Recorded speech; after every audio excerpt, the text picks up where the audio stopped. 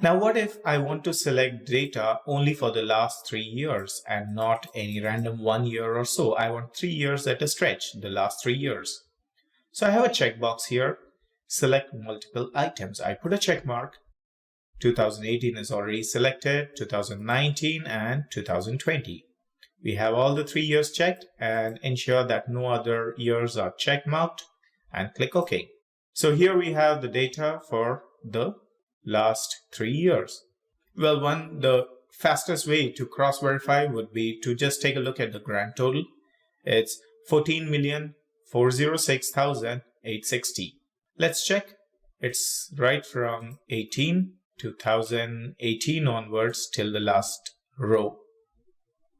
This total, the sum of these should match. So we have the sum 14,406,860 and the average is 320,152. So this is syncing and perfectly fine. Let us just format this data. So you can use your keyboard shortcuts and do all the formatting through this space where we can use the commas or the keyboard shortcut of Ctrl+Shift+1. That's absolutely fine. Now let me undo this. I'll also show you another way or another place where you can access this from. Take a look at this. Under the values area we have sum of sales. By default, Excel understood that we are looking at sum of sales. Now let's say I need to take an average of sales. I click here and click on value field settings. Now once you click on value field settings, it's a new window here. You have the freedom to choose whether you want to take a total as in sum, count, average, max of the available values or minimum or the lowest of the available values and so on. You have lot many options here. Now let's say I want to take an average and number format. This is another place where you can change the formats. I come here, I click on number. Now I do not want any decimals, so I put this to 0 and I need a comma separator. Click OK and OK. And here we have this. Now the data over here is average. If you were to check back again for 3 years, right, from 2018 to 2020, if you select all the sales items, the average would come up to 320,152. Let's take a quick look. We already have this bunch of data selected from 2018 onwards, and it's 320,152 as the average. That's perfect. Now that's great. But let's assume in case the data that you have selected is not sufficient or incorrect, or what if you had few more columns added over here? Now what would you do? How would your pivot table be updated? Well, not to worry. Just click on any part of the pivot table. You need not even highlight the entire table. Just click anywhere on the pivot table.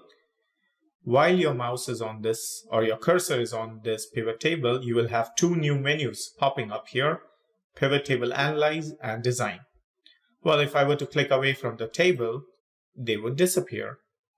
So these are dedicated menus specifically for pivot table. So they will appear only when you would have made use of pivot tables. I click on the pivot table again. We have them. I click on Pivot Table Analyze.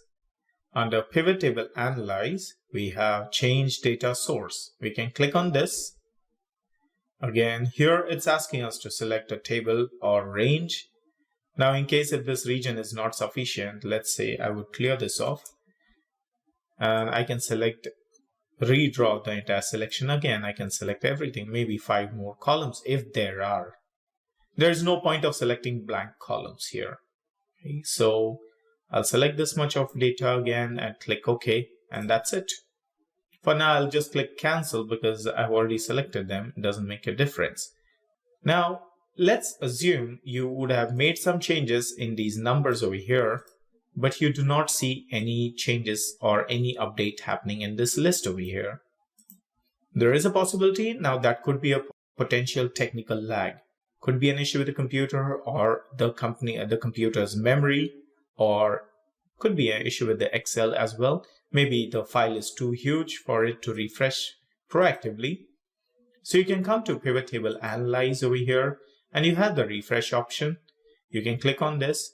The keyboard shortcut given here is Alt F5. For those who cannot use the F5 directly, you need to hold down the Fn key that is next to Control key on the keyboard. You need to hold it down along with the Alt button, Alt key, and then press F5. That's the keyboard shortcut. But anytime you can come here and click on refresh or refresh all, and that's it. You will have the data refreshed properly. It's very rare that it would not refresh. That would be potentially because there is something wrong with the overall memory system on the computer or with the file. So what I recommend is just save the file if required. If you want to retain the data, just save the file, close it, and then ensure that there are no unwanted files open. Close everything on the system, the unwanted windows or applications, and then open this file again and then try to do that refresh. Most likely it would have refreshed already. If not, try to refresh. And that's it. It would work out for you wonders.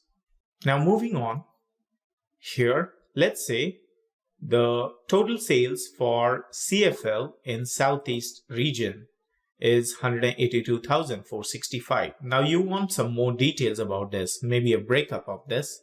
How do we do that? Now going back here and selecting applying filters is one fastest way of doing it. For example, Control-Shift-L as in Lima, that's a keyboard shortcut. I select the region that was Southeast, and we have Southeast, and it was for CFL. So I'll do CFL, and we have this, and we have the total breakup of these three as well. What if you had 100 such records, even despite so many filters?